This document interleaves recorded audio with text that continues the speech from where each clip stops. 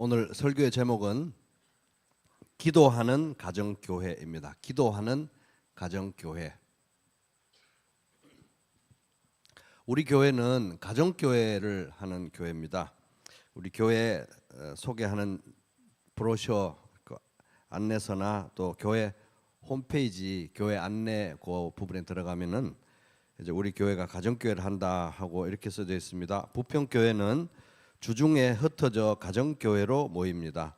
가정교회는 영혼 구원하여 제자 삼는 건강한 교회를 세우기 위해 휴스턴 서울 침례교회에서 시작되어 현재 한국 교회에 큰 영향력을 끼치고 있는 신약교회 회복운동입니다.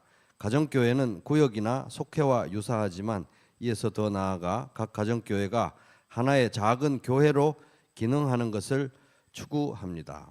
그래서 우리 교회는 사실 떠받치고 있는 것은 31개 가정교회, 특별히 그 가정교회를 위해서 수고하시는 우리 목자님들이 우리 교회의 목회 공동 사역자들이다. 저는 언제나 그렇게 생각합니다.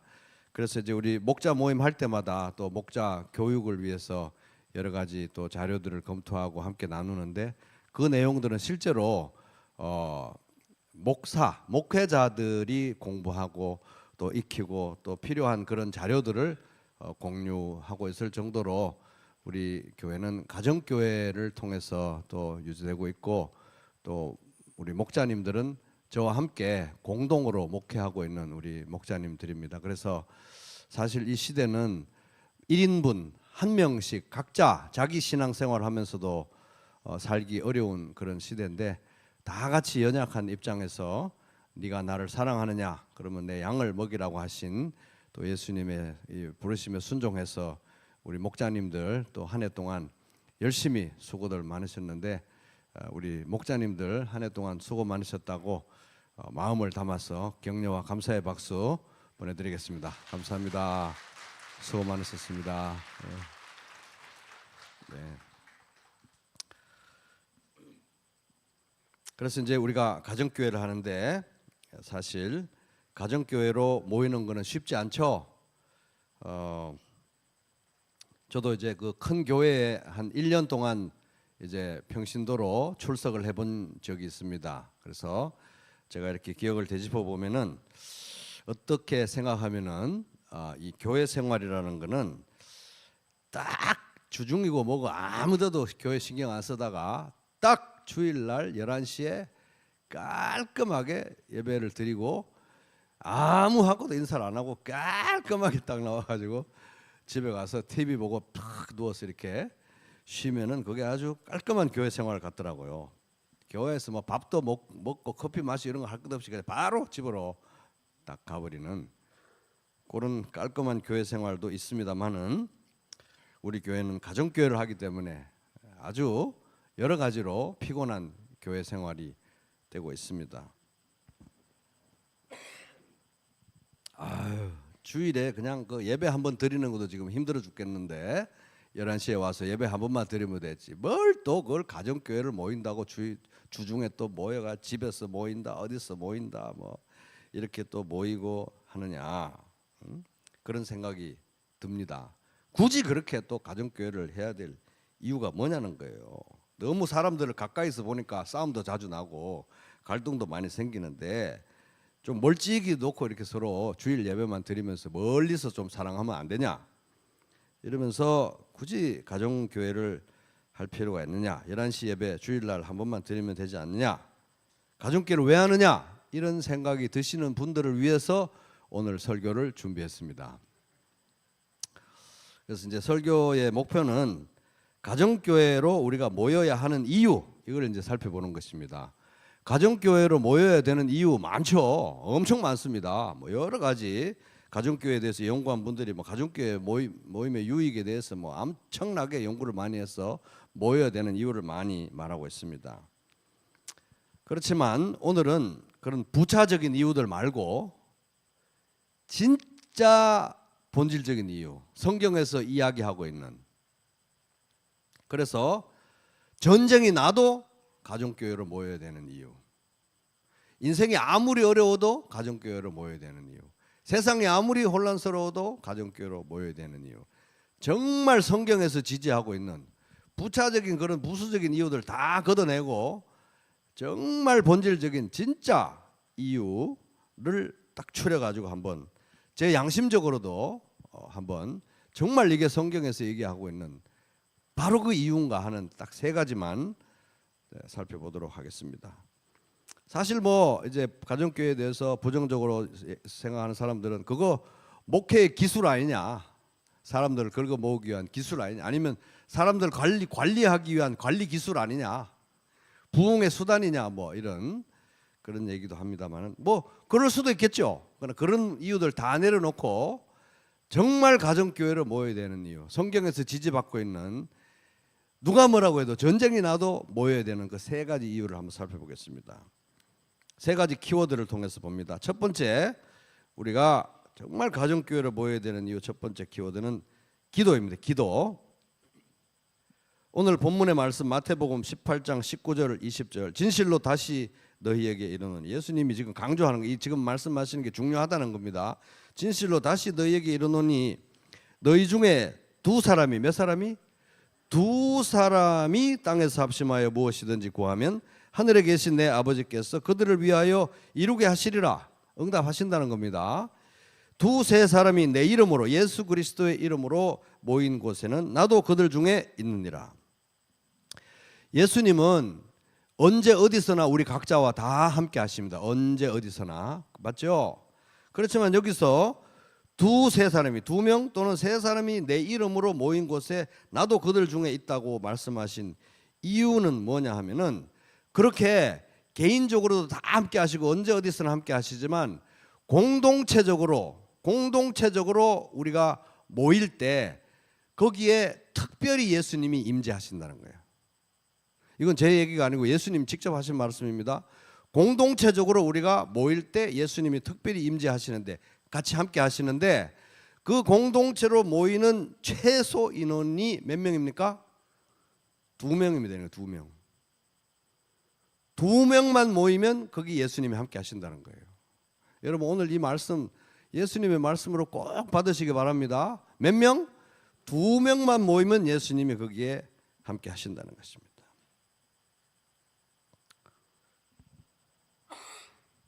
너희 중에 두 사람이 땅에서 합심하여. 내가 임재하려면 적어도 10사람은 모여야지, 이런 말씀이 아니고요. 두 사람이 모이면 거기에 함께 하신다는 것입니다. 두세 사람이 내 이름으로 모인 곳에 딱 두 사람만 모이면 돼요. 딱 두 사람만. 예수 그리스도라고 하는 공통 분모, 예수 그리스도라고 하는 명분을 가지고 딱 두 사람만 모이는 그곳에 예수님께서 특별하게 임재하신다. 왜? 예수님은 항상 우리와 함께 하시지만 굳이 여기서 말씀하시는 건 2명이 모이면 예수님은 반드시 거기에 특별히 함께, 굉장히 중요한 모임으로 생각하신다는 것입니다.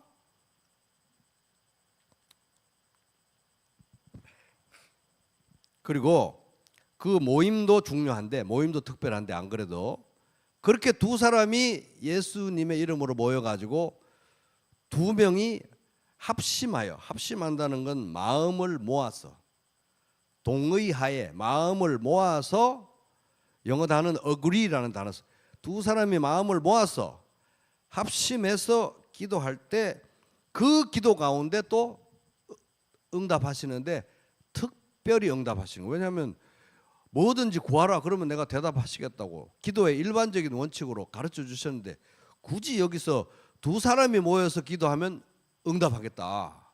뭡니까? 특별히 응답하시겠다는 거예요. 이 기도를 굉장히 중차대하게 여기신다는 거예요. 두 사람이 모여서 기도하는 그곳에.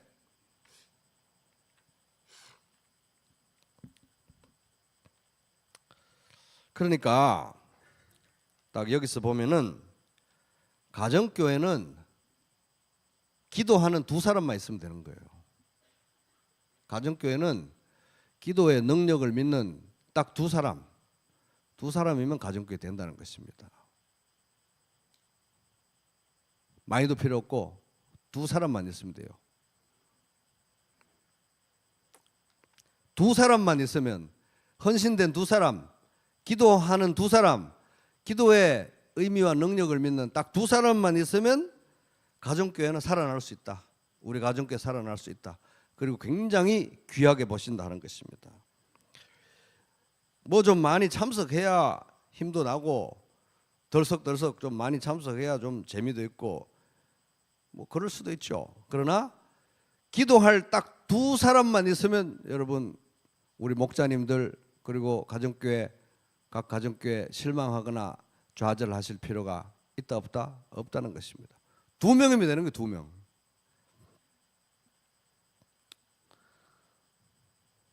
굉장히 이 두 명의 모임을 귀하게 여기시고 특별히 거기 둘이 모여가지고 기도하면은 그 기도를 굉장히 특별히 여기시고 사랑하시고 응답하신다. 약속하셨습니다. 약속. 물론 뭐 골방에서 기도하고 걸어가면서 기도하고 숨기도 어디 가면서 막 기도할 수 있죠. 그런데 둘이 모여가지고 하필이면 둘이 모여서 마음을 모아가지고 모여서 손잡고 기도할 때 특별히 임재하시고 매우 귀하게 여기시고 그런 모임과 그런 기도를 원하시고 응답하시고자 하신다 하는 것입니다. 이 진심입니다. 그러니까 예수님께서 우리에게 기도 가르치실 때 하늘에 계신 나의 아버지여 이렇게 안 가르치시고 하늘에 계신 우리 아버지여, 이거는 뭡니까? 두세 사람이 모여서 공동체적으로 함께 기도하실 것을 전제하고 가르치신 거예요. 하늘에 계신 우리 아버지요. 내가 심령이 괴로워가지고 나 혼자 기도하고 하나님께 나아가서 하늘에 계신 나의 아버지 이러면 너무 간절하고 좋잖아요. 그런데 별로 마음에 안 드는 형제 자매가 옆에 있는데 하늘에 계신 우리 아버지 이러면 기도가 산만해지죠. 근데 그 기도를 더 귀하게 여기신다는 거예요. 하늘에 계신 우리 아버지요. 두세 사람이 기도하는 것을 특별히 여기신다. 여러분 왜 기도해야 됩니까? 왜 기도해야 되나요? 너무 당연하죠. 기도할 게 너무 많으니까. 기도할 거 너무 많지 않습니까, 여러분? 기도할 거 너무 많죠. 기도 안 하고 어떻게 우리가 살 수가 있습니까? 그런데 혼자 기도할 수 있어요. 골방에 들어가서 화장실에서 뭐 자기 방에서 혼자 어디서든 기도할 수 있습니다. 그런데 정말 큰 문제들이 닥치잖아요. 그럼 혼자 기도하면 두렵습니다. 막막합니다. 희망도 안 생겨요. 그런데 둘이 딱 모여가지고 마음을 같이 해서 기도하게 되면은 힘이 나고 희망이 생기고 서로가 기도하는 것 자체만을 가지고도 위로가 됩니다. 그렇기 때문에 우리는 모이면 기도해야 되고요. 기도하기 위해서 모여야 되는 거예요. 그게 하나님의 뜻이기 때문에 그렇습니다.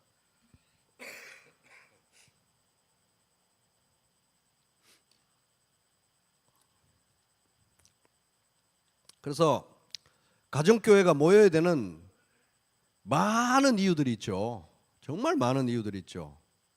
그런데 이것저것 다 떼고 정말 전쟁이 나도 모여야 되는 이유, 아무리 세상이 힘들어도 모여야 되는 이유, 제가 가슴에 손을 얹고 정말 이래서 모여야 됩니다. 성경에서 이렇게 말씀하시니까요 라고 모여야 되는 이유를 여러 가지 중에 딱 한 가지만 꼽으라면 제가 기도라고 말씀드릴 수 있습니다. 성경이 그렇게 얘기하니까.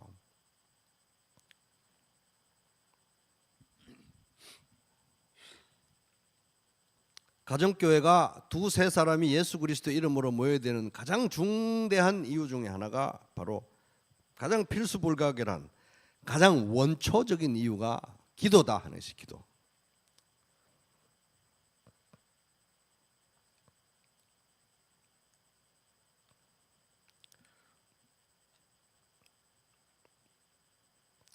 그래서 이제 우리 목자님들 가정교회 신방해 보면 어떤 목자님들은 기도 노트, 오래된 기도 노트를 이렇게 또 보여주시면서 있잖아요. 다른 거 몰라도 우리가 가정교회로 모여가지고 기도한 것들은 다 응답됐어요.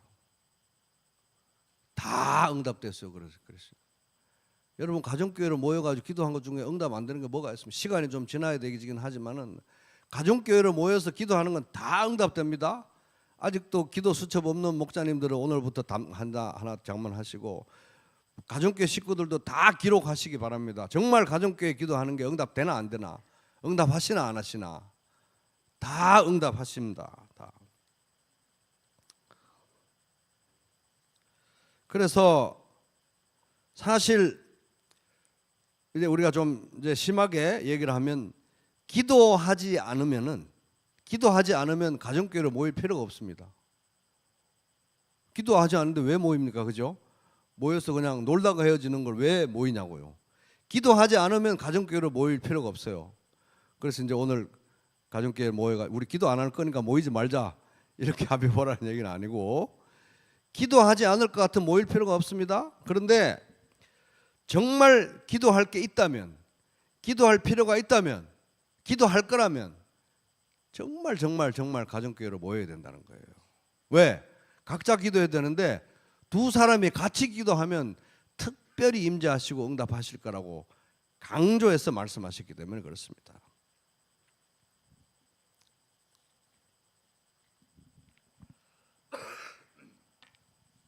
저도 그 목장 생활을 그 큰 교회에서 이렇게 목원으로 평신도 목자님 모시고 1년 생활해봤는데 그때 제 인생이 제일 힘들 때였어요. 그때 거기 가서 기도 제목으로 내놓고 했던 그 모든 기도 제목 하나하나가 다 응답이 돼가지고 1년 뒤에 나중에 헤어질 때 제가 그 가정교회 거기는 목장이라고 하니까 목장 식구들한테, 목자님하고 목장 식구들한테 이 가정교회는 저한테 비상활주로 같았습니다. 이렇게 고백했습니다. 비행기가 추락을 했는데 겨우 1년 만에 고쳐가지고 다시 날아올 수 있도록 기도해 주신 목장 식구들 감사하다고. 기도할 일이 있으면 꼭 모여야 되는 것입니다. 기도할 필요가 있는 인생이라면 꼭 모여야 되는데 기도할 필요가 없는 인생이 누가 있습니까? 반드시 모여야 되는 것입니다. 두 사람만 있으면 돼요. 가정교회는 두 사람만 딱 있으면 돼요. 몇 사람요? 기도하는 두 사람만 있으면 희망이 있는 것입니다. 살아날 수 있어요. 기도하는 두 사람만 있으면. 그래서 우리 목자님들과 우리 모든 가정교회 식구 여러분, 2024년에는 우리도 기도 한번 해보자. 기도하는 가정교회를 꿈꾸시기 바랍니다. 우리도 기도 한번 해보자. 기도할 게 좀 많습니까? 각자 인생에서 함께 기도할 일들 얼마나 많습니까? 그런데 이 가정교회가 진정한 기도의 공동체가 되기 위해서는 기도 제목이 피상적이면 안 돼요. 기도 제목 뭡니까, 형제님? 기도 제목 뭔가요? 하면 우리 식구들 만수무강하고 애들 잘 되고 저도 두루뭉실 두루두루 다 잘 되는 겁니다.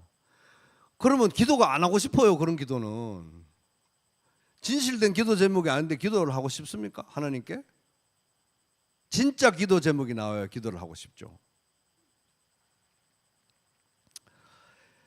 야고보서 5장 16절, 그러므로 너희 죄를 서로 고백하며, 따라해 보겠습니다. 너희 죄를 서로 고백하며, 너희 죄를 서로 고백하며 병이 낫기를 위하여 기도하라. 의인의 간구는, 기도는 역사하는 힘이 큼이니라. 야고보서 5장 16절 나중에 찾아보시고 꼭 밑줄 그어놓으시기 바랍니다. 너무너무 중요한 겁니다. 야고보서 5장 16절 서로 죄를 고백. 이건 뭐냐 하면은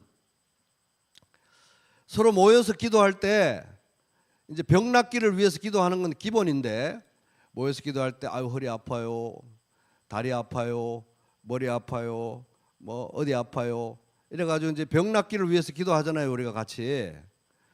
근데 기도가 진도가 안 나가요. 맨날 어디 아파요, 육신이 어디 아픈 것만 기도를 하는 거예요. 그러다 보면 그렇게 육신이 아픈 거 몇 년 기도하다 보면 더 이상 기도하기 싫어지죠. 맨날 모이면 머리 아파요, 눈 아파요, 아픈 거, 몸 아픈 것만 기도하는 거예요. 더 이상 기도 제목을 내놓지를 않아요. 내놓지를. 근데 거기서 더 나가야 되는 것입니다. 여기 보면 죄를 서로 고백하며, 이건 뭡니까? 내면의 아픔도 내려놓아야 돼요. 내면의 아픔도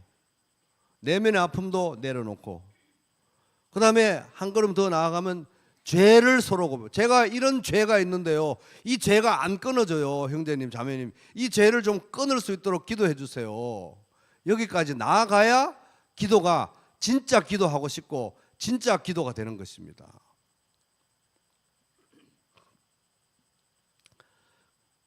근데 이제 허리 아파요, 머리 아파요는 내놔도 뭐 그렇게 흉이 안 되는데 내면의 아픔을 내려놓고 죄를 고백하고 죄를 이제 위해서 기도해 주세요 이러면 이제 딱 들으면 이게 아주 쫄깃쫄깃한 가십거리가 만들어졌기 때문에 가정교회 파하자마자 바로 여기 전화하고 그 형제가 말이야, 자매가 말이야, 이렇게 이제 만약에 된다고 하면 다시는 이제 기도 제목을 안 내놓겠죠.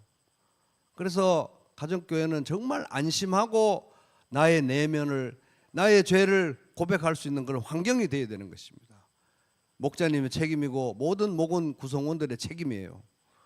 그렇게 될 때 이제 우리가 진심으로 기도할 수 있는 공동체가 되는 것입니다. 근데 반드시 잊지 말아야 될 거는 이런 진심으로 기도할 수 있고 진정 기도 제목을 내놓고 기도할 수 있는 공동체를 만드는 데는 긴 시간이 걸린다는 거예요. 한번 생각해 보세요, 여러분. 육신의 가족들도 같이 어울려서 살아가는데 육신의 가족들끼리도 말 안 통하는 사람들 많죠. 진심의 대화가 안 되는 육신의 가족이 얼마나 많습니까? 쟤는 형제로 내 식구로 지금 몇십 년을 사는데도 말이 안 통해, 이런 사람도 많잖아요. 그런데 우리가 가정 이렇게 교회에서 만나가지고 가족교회 식구로 살아가는데 죄를 고백하고 내면의 아픔을 내려놓는 게 그렇게 몇 달 만에 되는 게 아니거든요. 어떤 사람은 찔러도 피 한 방울 안 나게 10년을 아무 말도 안 하고 맨날 머리 아파, 다리 아파만 얘기하는 사람도 있습니다. 그러다가 생전에 자기 얘기를 안 하다가 11년 차 1월 2일 날 자기 아픈 얘기를 하는 거예요. 이제 내면의 아픈 얘기를. 그런 사람도 있다는 거예요. 어떤 사람은 더 질긴 사람도 15년 만에 얘기하는 사람도 있어요. 이렇게 자기 얘기를 진심으로 하기가 그렇게 두려운 것입니다. 우리가 집에서도 그런데 오죽하겠습니까? 그죠? 그럴 때는 우리가 어떻게 됩니까? 참아야 되는 거예요. 참아야 돼요. 나올 때까지. 당신은 참 100년 만에 꽃 한 번 피는 선인장이군요. 이렇게 생각하면서 참아야 되는 것입니다.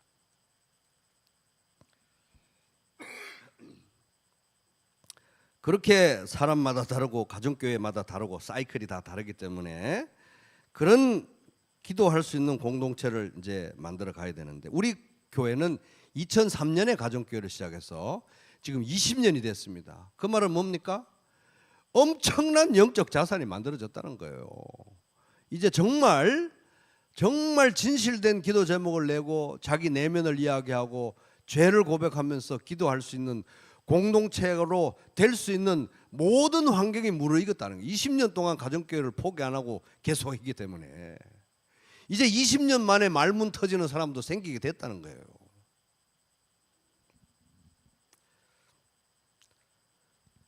그래서 여러분, 어마어마한 영적 자산과 경험이 축적되어 있기 때문에, 그리고 목자님들이 다 마련이 되어 있기 때문에, 여러분 2024년 가정교회로 모여야 되는 모든 이유들 중에 다 추리고 한 가지만 딱 뽑으라고 하면 기도입니다. 기도.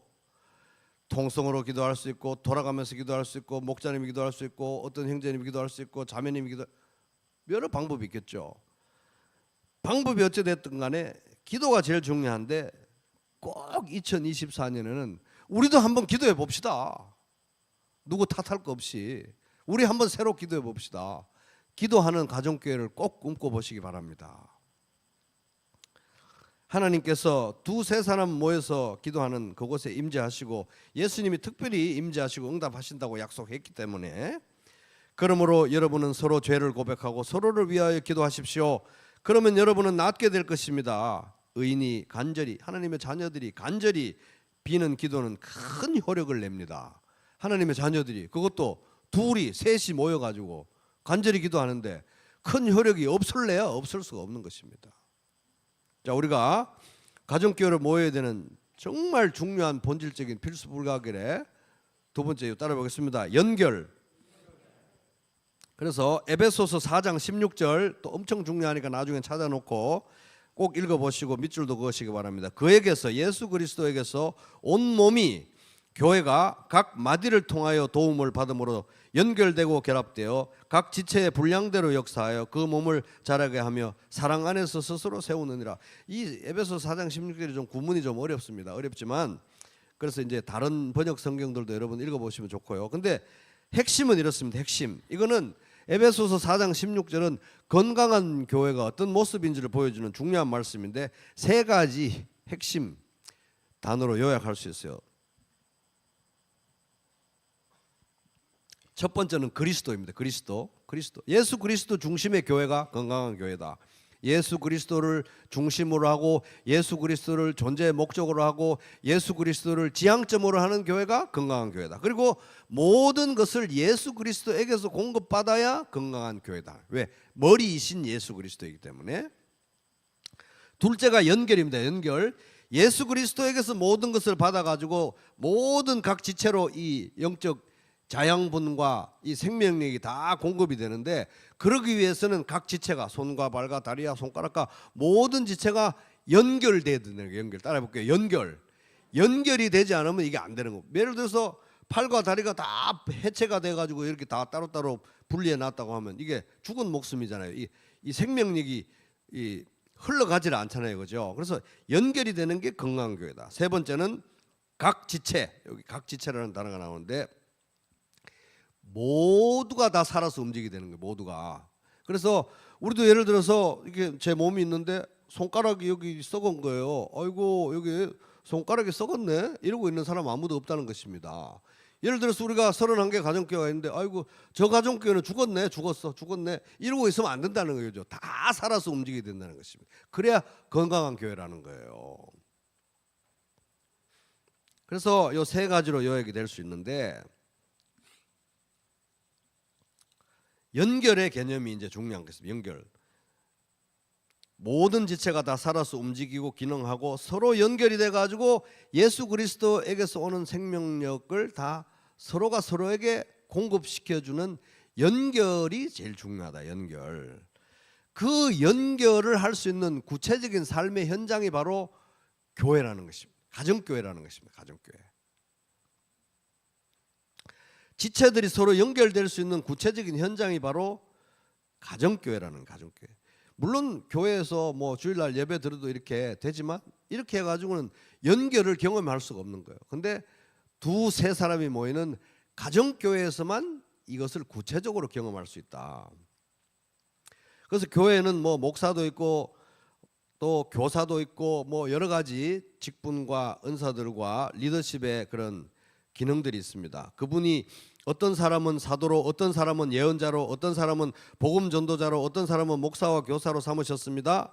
그것은 그 이유는 성도들을 준비시켜, 모든 성도들을 다 준비시켜 가지고 한 명도 빠짐없이 모든 성도들을 다 준비시켜서 봉사의 일을 하고 섬김의 일을 하고 그리스도의 몸을 세우게 하려고 하는 것입니다. 에베소서 4장 11절 12절. 그러니까 목사도 있고 뭐 교사도 있고 여러 가지 직분과 리더십의 그런 기능들이 있는데, 이것은 목사 혼자 다 해라, 교사 혼자 다 해라, 목자님들 다 해라 이것이 아니라 모든 성도 한 명도 빠짐없이 모든 성도를 다 세워가지고 각자가 다 맡은 바 달란트와 은사대로 기능하기 위해서 이런 리더십의 기능들이 주어졌다는 거예요. 그 목표라는 거예요. 그러니까 어쨌든 다 살아서 한 명도 빠짐없이 다 살아서 기능을 하면서 서로가 서로에게 연결이 되어서 예수 그리스도에게서 오는 은혜의 통로로 서로에게 기능하지 않으면 중요한 건 당신도 살 수 없고 나도 살 수 없다는 거예요. 근데 그렇게 연결되는 곳이 어디다? 가정교회라는 것입니다. 그러니까 내가 살고 싶으면 그가 살아야 되고 그가 살고 싶으면 내가 살아야 되는데, 그 삶의 구체적인 이 생명력과 성도로서의 생명력과 몸의 이 생동감을 경험할 수 있는 것이 바로 이 가정교회라고 하는 소그룹이라는 거예요. 이렇게 대그룹으로 모여서 가지고는 이렇게 경험할 수 있는 일이 아니라는 것입니다.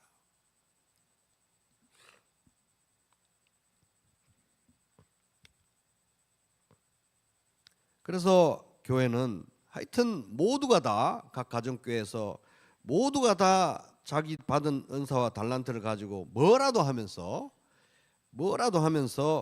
몸된 교회를 세우기 위해서 다 살아서 움직이고 서로 연결되고 서로 은혜의 통로가 될 때 이게 이제 건강한 교회. 여러분 이런 건강한 교회 다 이루고 싶죠?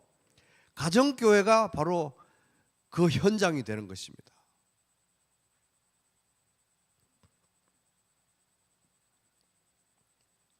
그러니까 이 가정교회가 엄청 중요한 거예요, 사실은.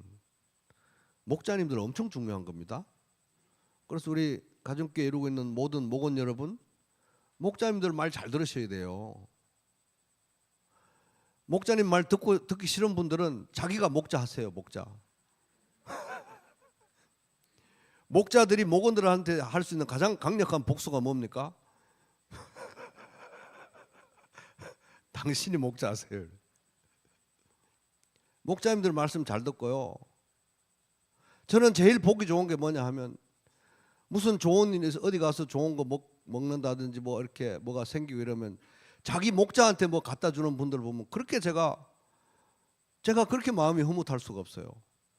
그리고 가정교회마다 어디 무슨 제철 음식이 있으면은 그거 먹으러 가자. 이래가 자기들끼리 몰려다니는 걸 보면 제가 정말 너무너무 기분이 좋습니다. 여러분 꼭 그렇게 하셔야 됩니다. 목자님들한테 잘해주시고 선물도 주시고 같이 밥도 먹으러 다니고 하셔야 되는 거예요. 안 그러면 어떻게 한다? 내가 목자를 해야 되는 거야. 내가.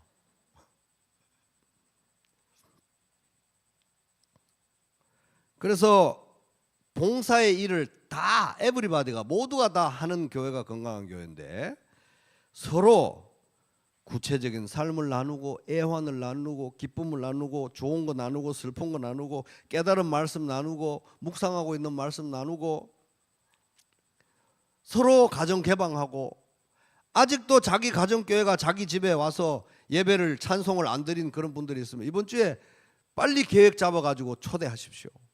집이 행할 수 있는 가장 아름다운 기능은 가정교회 식구들 초대해서 찬송 부르고 말씀 나누는 것입니다. 가정 개방하고 식구들을 위해서 설거지하고 선물 준비하고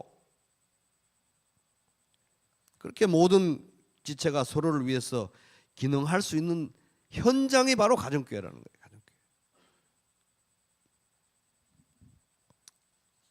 가정교회 없으면요 진정한 영적 성장 안 일어납니다.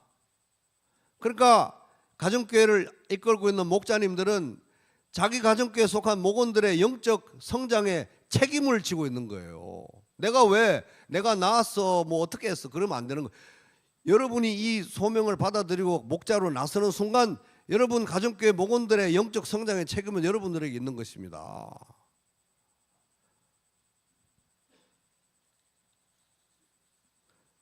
우리 목자가 책임이니까 나는 그냥 아무도 안 해도 돼 이렇게 생각하시면 안 되고요. 같이 동력해야 되는 거예요. 목원들도. 그래야 함께 예수님에게 붙어 있을 수 있는 것입니다. 우리가 예수님에게 안 붙어 있으면 어떻게 영적으로 살아 있을 수 있습니까? 나는 포도나무요 너희는 가지라. 그가 내 안에 내가 그 안에 거하면 사람이 열매를 많이 맺나니 나를 떠나서는 아무것도 할 수 없습니다. 요한복음 15장 5절. 예수님의 몸인 교회에 붙어 있지 않는데 어떻게 예수님에게 붙어 있을 수가 있습니까? 가정교회에 붙어 있지 않는데 어떻게 예수님에게 붙어 있을 수가 있습니까?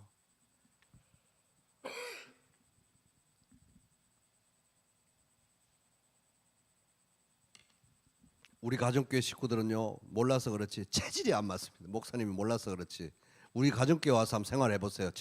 체질이 안 맞아가지고 도저히 생활할 수 있나 없나. 가족끼리도 체질이 안 맞아가지고 제가 보니까 집 식구들끼리 저도 살아보니까 제 자식하고도 제가 보니까 나중에 보니까 체질이 안 맞더라고요. 체질이 안 맞는데 부부가 왜 삽니까? 자식하고 부모하고 왜 같이 삽니까? 체질이 안 맞는데 성격이 이렇게 차이가 나는데 언약적 관계이기 때문에 그렇습니다. 교회는 뭡니까? 새 언약의 공동체예요. 이거는 취미생활하는 동호회가 아니고 예수 그리스도의 피로 세운 새 언약의 공동체이기 때문에 체질에 맞든 안 맞든 우리는 무조건 죽을 때까지 끝까지 가야 되는 거예요. 아멘. 천국에도 가고 천국 이후에도 계속 가는 사람들이 이 사람들인 것입니다. 어떻게 보면 육신의 가족들보다 더 소중한 사람들이겠습니다. 체질에 안 맞아도 같이 기도하면서 같이 가야 되는 사람들이 우리 교회 식구들이고 특별히 가정교회 식구들인 것입니다. 체질에 맞는 사람들은 동호회 가서 찾고 여기는 언약 예수 그리스도라고 하는 공통분모 예수 그리스도 십자가 보혈로 맺어진 새 언약 공동체이기 때문에 약속을 지키기 위해 때문에 우리가 100년 가약을 맺고 그 약속을 지키고 약속이 중요한 거니까요. 체질에 안 맞는 것은 전혀 문제가 안 되는 것입니다. 예수 그리스도라는 공통 분모가 있기 때문에 이렇게 소중한 사람들이 어디 가도 없다는 거예요. 동호회 간들 여러분 예수 그리스도를 공통 분모로 하는 그런 형제자매 만날 수 있습니까? 절대 없습니다. 동호회도 사실 알고 가까이 지내다 보면 맨날 다 싸워요 또. 근데 예수 그리스도 새 언약 공동체는 공통 분모가 없어도 예수 그리스도가 우리를 묶어주는 우리의 머리이시기 때문에 그리스도를 중심으로 우리는 체질에 안 맞아도 끝까지 간다 이겁니다. 옆 사람한테 체질에 안 맞아도 끝까지 가봅시다 이렇게 한번 얘기 좀 해보세요.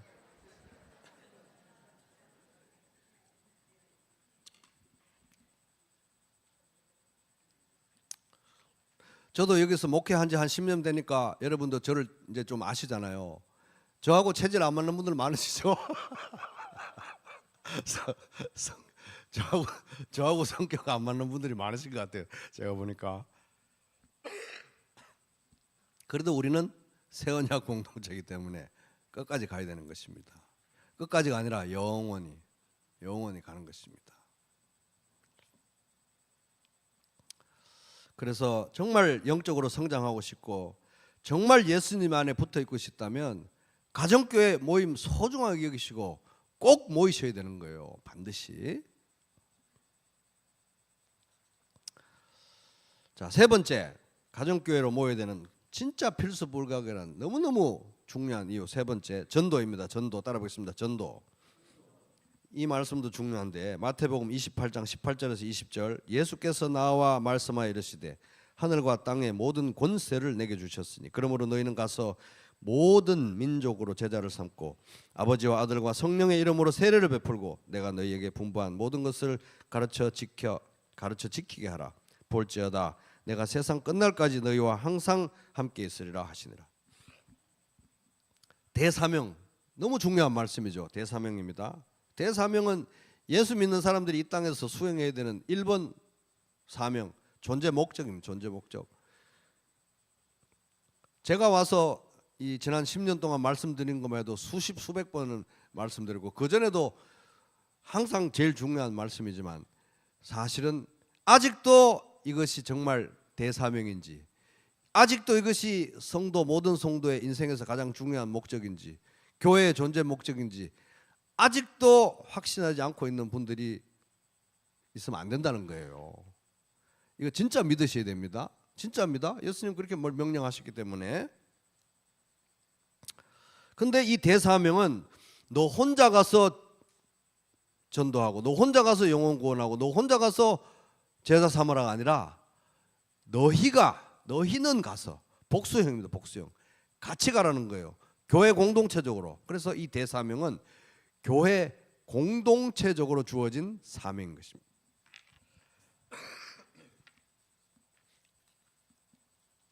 부평교회가 이 지역 사회에 존재하는 이유, 이 지역을 제자 삼기 위해, 영혼 구원에서 제자 삼기 위해서, 여러분의 가정교회가 존재하는 이유, 영혼 구원에서 제자 삼기 위해서. 맞습니까, 여러분? 여러분 가정교회 존재하는 이유, 영혼 구원에서 제자 삼는 거예요. 여러분 각자가 존재하는 이유, 영혼 구원에서 제자 삼는 것입니다. 정말 다른 게 있다면 저한테 꼭 찾아와서 얘기해 주시기 바랍니다. 이거 말고는 없어요. 이게 제일 중요한 목표인 것입니다. 예수 믿고 구원 받는다는 것은 천국행 티켓 확보해 놓고 그냥 이렇게 랄랄룰루 하다가 천국 가는 게 아니라 사명을 받는 거예요. 예수 믿고 구원 받는다는 건 예수 그리스도의 종으로서 살아갈 목표, 사명을 받는다는 건데 그게 바로 대사명인 거예요. 대사명을 수행하는 교회 공동체 일원으로 살아가는 게 우리가 구원받은 목표인 것입니다. 목표. 우리는 할 일 없는 사람들이 아니고 목표가 있는, 죽는 날까지 이 세상에서 해야 될 일이 있는 사람들인 것입니다. 대사명이 있는 사람들이라는 거예요. 그래서 가정교회가 바로 이 대사명을 수행하는 구체적인 장소라는 것입니다. 구체적인 장소. 협업하는 거예요. 같이 함께 고기를 잡는 어부들의 공동체가 바로 가정교회인 것입니다. 우리가 꿈꾸는 게 바로 가정교회별로 만선의 기쁨, 이게 우리의 소망이잖아요.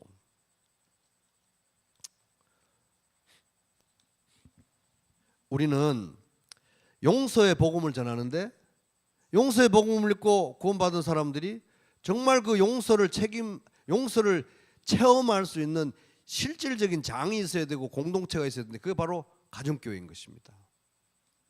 우리가 예수 믿고 구원받으면 하나님의 자녀가 되는데, 하나님의 자녀가 되고 하나님의 가족으로서 형제 자매들과 살아낼 수 있는 게 바로 가정교회. 그러니까 살아있는 복음, 실질적인 복음, 구체적인 복음을 전할 수 있는 공동체가 가정교회다. 같이. 그러니까 우리는 모여야 되는 거예요. 생명을 경험하고 생명을 끼치고 존재 목적을 수행하기 위해서 우리는 모여야 되는 것입니다. 그래서 우리가 벌써 6개월이 흘러가고 연말이 오고 2024년이 왔다는 게 믿어지지 않습니다만은, 어쨌든 6개월이 가고 이제 몇 주 있으면은 부교절 말씀과 기도 주간이 이제 다가옵니다. 그래서 2023년 우리 7월 달에도 가정교회 VIP 명단을 갱신해서 이렇게 제출하고 기도하고 6개월 동안 우리가 기도했습니다. 이제 2024년 또 부교절 말씀과 기도 주간, 그때 이제 부터 시작해서 6개월간 중점적으로 기도할 VIP들을 명단을 가정교회별로 갱신을 해서 제출을 해야 되는데 12월 20일까지 수요일입니다. 우리 목자님들은 꼭 취합해서 조윤훈 장로님께 제출해 주시기 바랍니다. VIP 명단은 각 가정교회별로 1인당 몇 명? 1인당 1명. 1인당 2명 돼요? 안 돼요? 안 돼요. 1인당 3명? 안 됩니다. 1인당 1명. 1인당 0명 됩니까? 안 돼요. 1인당 1명. 제발 1인당 1명입니다. 제발 1인당 1명. 고르기 힘들어도 1명 하세요. 1명. 6개월마다 바꿀 거니까. 그럼 이 VIP는 어디에? 꼭 데리고 올 수 있는 사람, 뭐 초대할 수 있는 사람 아니어도 돼요. 이 가정교회 VIP 1인당 1명의 조건은 뭡니까? 지구상에서 살아있는 사람. 지구상에 있는데 살아있는 사람이 돼요. 그래서 1인당 1명. 지구상에서 살아있는 사람 중에 복음 전하고 싶은 사람 1명도 없는 사람이면 그 사람은 제가 보기에는 구원 안 받은 사람이 틀림없는 것 같아요. 1명은 반드시 있죠. 그 사람의 이름을 적으시기 바랍니다. 기도하면서 6개월 동안 기도하실 1명을 적어가지고 목자님께 제출하고 가정교회별로 제출하시고요. 그 사람들의 이름은 가정교회별로, 가정교회 모은 숫자만큼이니까 다 외우고 수요일날 우리가 와서 가정교회별로 VIP를 위해서 기도하고자 하는데, 자기 가정교회 VIP 이름도 모르는 일이 있으면 된다 안 된다? 안 된다는 거예요. 그래서 이걸 이제 꼭 제출하시기 바랍니다. 12월 20일까지 조윤훈 장로님께 꼭 제출하시기 바랍니다. 기도하는 가운데 1명. 자, 오늘 말씀의 교훈을 한마디로 도전을 한마디로 요약해 보겠습니다. 따라 보겠습니다. 기도하는 가정교회. 시작. 그래서 가정교회로 모여야 되는 이유가 수천 수백 가지가 있겠지만은 다 우리가 생략하고 정말 가장 중요한 거, 출애굽서 3개 중에 그 중에서도 제일 중요한 거 한 가지를 제보고 꼽으라면 기도라고 제가 말씀드리고 싶습니다. 기도하는 가정교회 되어야 됩니다. 기도하고 서로 연결되고 그리고 전도하는 거예요. 이 모든 일의 시작이 바로 기도인 것입니다. 기도 안 할 거면 가정교회를 안 모여도 돼요. 근데 기도할 게 있다면 꼭 가정교회로 모이시기 바랍니다. 왜? 각자 기도하는 것보다 둘이 모여서 2사람만 있으면 됩니다. 가정교회 딱 2사람만 있으면 돼요. 기도의 능력을 믿는 2사람만 있으면 여러분 가정교회 포기하지 마시고 여러분 가정교회 희망이 있는 거예요. 그래서 이 모든 일의 시작이 바로 기도인 것입니다. 기도하지 않으면 다 무너지고 아무 필요가 없는 것입니다. 2003년부터 시작했기 때문에 진짜 만수무강하고 무사형통하고 뭐 대충 기도 제목이 아니라 진실된 기도 제목을 나눌 수 있는 모든 여건이 무르익었어요. 이제 우리가 살 만큼 다 살아봤고 우리가 뭐 겉으로 꾸미고 한다고 서로가 뭐 그런 사람이라고 할 정도로 우리가 이제 대충 서로 다 알지 않습니까? 20년 동안 가정교회 생활했기 때문에 속속들이 알기 때문에 이제 가짜 기도 제목 말고 진짜 기도 제목 내놓으시기 바라요. 진짜 내가 아픈 거, 내가 정말 원하는 거, 정말 기도하고 싶은 거 여러분 내놓으시기 바랍니다. 얼마나 기도할 게 많습니까? 답답한 거 많잖아요. 가정교회로 모여서 기도하시기 바랍니다. 기도하면서 모든 회복이, 저는 기도하는 두 사람만 있으면 우리 각 가정교회들이 저는 회복될 거라고 보고요. 각 가정교회들이 그렇게 기도하면서 회복하면 우리 교회가 저는 크게 부흥할 수 있을 거라고 확신합니다.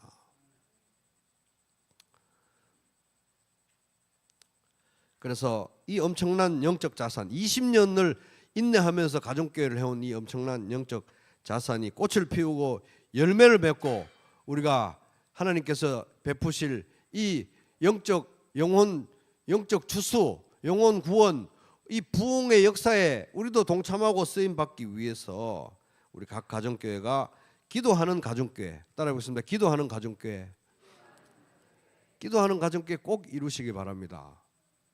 기도하는 가정교회.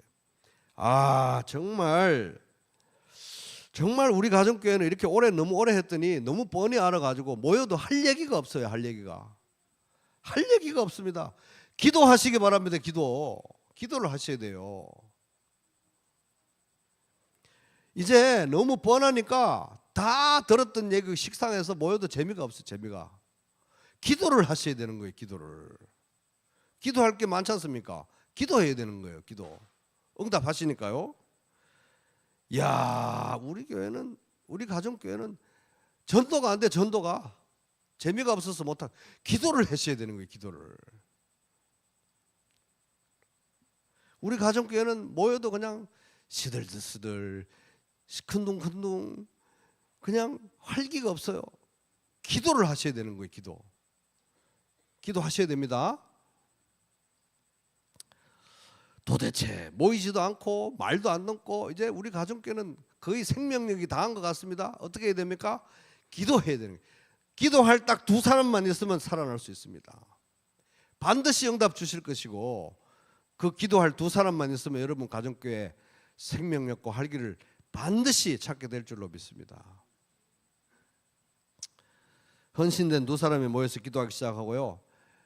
이번 주에는 뭐 다 모이지도 못하는데 모이지 맙시다 이러지 말고, 다 모이지도 못하는데 모이지도 맙시다 이러지 말고 어떻게 해야 됩니까? 기도할 두 사람만 있으면 모여야 되는 거예요.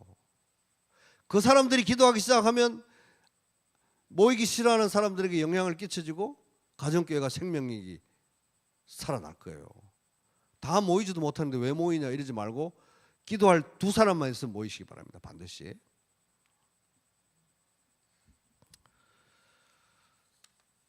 모든 가정교회 문제는 그 밑에 기도의 문제가 있습니다.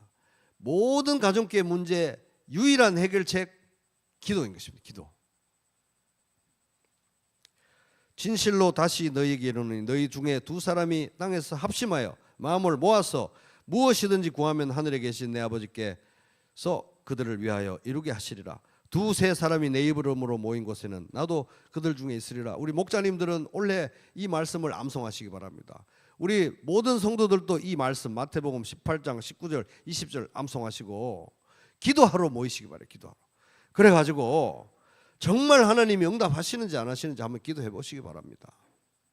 너무나 각자, 제가 알기로는 각자 기도할 게 산더미처럼 쌓여 있는데 기도해야 되는 것입니다. 그러면은 너희가 내 안에 거하고 내 말이 너희 안에 거하면 무엇이든지 원하는 대로 구하라. 그리하면 이루리라. 너희가 열매를 많이 맺으면 내 아버지께서 영광을 받으실 것이요 너희는 내 제자가 되리라. 요한복음 15장 7절 8절. 여기도 너 혼자 하는 게 아니라 너희는 두세 사람이 모여서 기도할 것을 전제로 지금 말씀하고 계시는 거예요. 두세 사람이 모여서 기도하면 여러분 응답 받으실 것이고, 응답 받으면 열매가 맺어질 것이고, 열매가 풍성히 맺어지면 여러분 가정교회에서 하나님께서 큰 영광을 받으실 것입니다. 여러분 그렇게 기도하는 가정교회, 기도하면서 응답받는 가정교회, 기도하면서 풍성한 열매 맺는 가정교회, 기도하면서 인생이 회복되고, 기도하면서 2024년에 정말 모여서 기도하기 시작했더니 인생이 바뀌고 새로운 전기가 마련되는 꼭 기도하는 가정교회 다 이루게 되시기를 주님의 이름으로 축복합니다.